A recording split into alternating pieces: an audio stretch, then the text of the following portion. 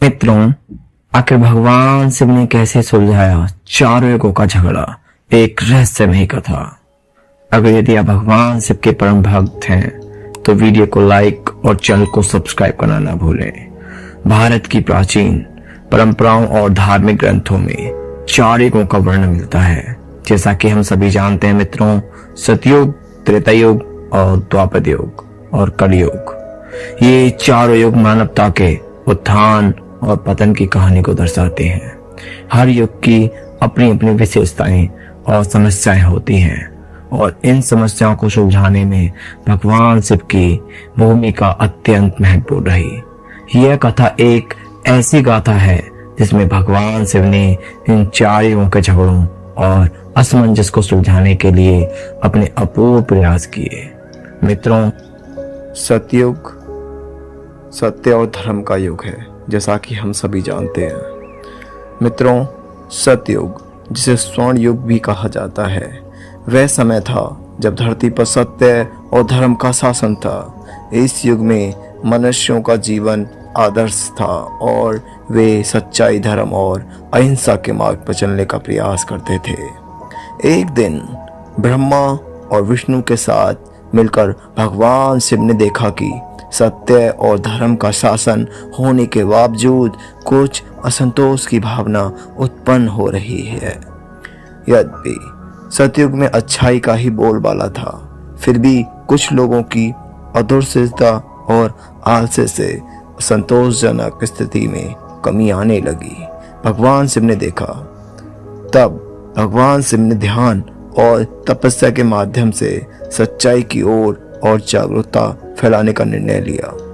उन्होंने हिमालय की ऊंचाइयों पर एक अद्वितीय तपस्या की, जिसमें उन्होंने अपने भक्तों और अपने सच्चे भक्तों और सच्चाई, धर्म की महिमा समझाने के लिए दिव्य संदेश दिए। भगवान शिव ने धर्मराज युधिष्ठिर और अन्य महापुरुषों को प्रेरित किया कि वे लोगों को सही मार्ग पर चलने के लिए मार्गदर्शन करें, और उन्होंने उन्हें सिखाया कि सत्य और धर्म के मार्ग पर चलना केवल व्यक्तियों की जिम्मेदारी नहीं, बल्कि पूरे समाज की जिम्मेदारी होती है। मित्रों, अब हम जानेंगे त्रेता युग। त्रेता युग, कर्तव्य और युद्ध का युग। दोस्तों, त्रेता युग एक ऐसा युग था जिसमें धर्म के साथ साथ युद्ध और कर्तव्यों का महत्व बढ़ गया। यह युग रामायण की गाथाओं से भरा हुआ था, जिसमें भगवान राम ने राक्षसों और असत्य के खिलाफ युद्ध लड़ा।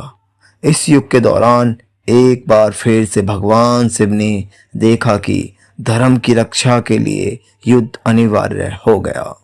उन्होंने महसूस किया कि त्रेता युग में कर्तव्य और युद्ध के बीच संतुलन बनाए रखना अत्यंत महत्वपूर्ण है। भगवान शिव ने भगवान श्री राम और लक्ष्मण को अपने दर्शन से प्रेरित किया और उन्हें यह सिखाया कि युद्ध केवल तब किया जाए जब अन्य विकल्प समाप्त हो जाए। उन्होंने भगवान श्री राम को यह भी समझाया कि सच्चे योद्धा को अपनी यथार्थता और कर्तव्य के प्रति पूरी निष्ठा रखनी चाहिए। भगवान शिव ने अपने अद्वितीय शिवलिंग और शिव तंत्र के माध्यम से नीति और कर्तव्यों के सिद्धांतों को स्पष्ट किया। इस तरह त्रेता युग में धर्म की रक्षा और युद्ध के कर्तव्यों को संतुलन बनाए रखा गया। मित्रों, अब हम जानेंगे द्वापर युग, परंपरा और पाखंड का युग। द्वापर युग वह समय था जब परंपराओं और को महत्व बढ़ गया, लेकिन साथ ही पाखंड और दिखावे का भी बोलबाला होने लगा। इस युग में महाभारत की गाथाएं और भगवान श्री कृष्ण की लीलाएं प्रचलित हैं। इस युग में भगवान शिव ने देखा कि धार्मिक अनुष्ठानों और परंपराओं का पालन करना तो हो रहा था, लेकिन बहुत से लोग इसका सही रूप से पालन नहीं कर पा रहे थे। पाखंड और दिखावा बढ़ गया, जिससे समाज में असंतोष और संघर्ष उत्पन्न हो गया। भगवान शिव ने भगवान श्री कृष्ण के रूप में अवतार लिया और उन्हें सही धर्म और परंपराओं की महत्वता समझाई। उन्होंने महाभारत के युद्ध के दौरान अर्जुन को अपने दिव्य दृष्टिकोण से जागरूक किया और उन्हें पाखंड से दूर रहने की सलाह दी। भगवान शिव ने यह भी सिखाया कि परंपराओं और धार्मिक अनुष्ठानों का पालन सच्ची आस्था और समर्पण से करना चाहिए, ना कि केवल दिखावे से। इस प्रकार द्वापर युग में पाखंड को समाप्त करने और सच्चे धर्म को स्थापित करने का प्रयास किया गया। मित्रों, अब हम जानेंगे कलयुग, असत्य और ब्रह्म का युग। कलयुग वह समय है जब असत्य और भ्रम का प्रकोप बढ़ गया और इस युग में धर्म और नैतिकता की स्थिति कमजोर हो गई और मनुष्यों के भीतर स्वार्थ और पाप बढ़ गया। इस युग के दौरान भगवान शिव ने देखा कि दुनिया का संतुलन बिगड़ रहा है और असत्य और भ्रम बढ़ते जा रहे हैं। भगवान शिव ने निर्णय लिया कि इस स्थिति को सुधारने के लिए उन्हें एक नई योजना तैयार करनी होगी। भगवान शिव ने अपने भक्तों को सलाह दी कि वे ध्यान और साधना के माध्यम से भगवान का सच्चा भजन और सेवा ही कलयुग को धर्म और नैतिकता को बनाए रखने का सबसे प्रभावशाली तरीका है।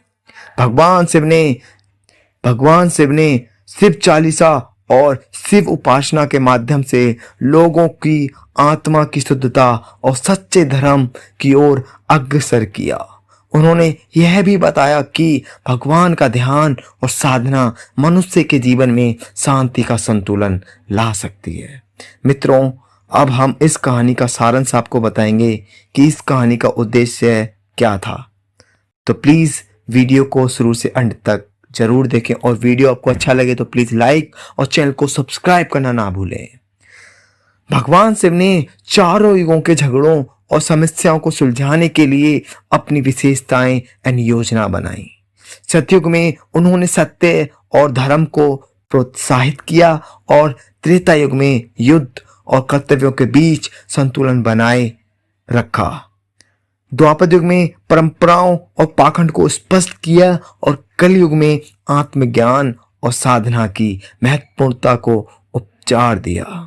भगवान शिव की यह गाथा हमें यह सिखाती है कि हर युग की अपनी समस्याएं और चुनौतियां होती हैं, लेकिन भगवान शिव ने अपने मार्गदर्शन और शिक्षाओं के माध्यम से इन सारी समस्याओं का समाधान संभव है।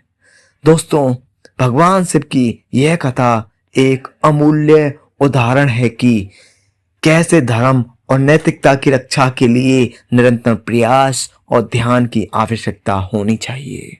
भगवान शिव की उपासना और उनकी शिक्षाएं आज भी हमें जीवन के विभिन्न पहलुओं को समझाने और सही दिशा में अग्रसर की प्रेरणा देती हैं। उनकी गाथाएं और आदर्श हमेशा हमारे जीवन में मार्गदर्शक के रूप में कार्य करते रहेंगे। तो दोस्तों, हमारे साथ मिलकर बोलें हर हर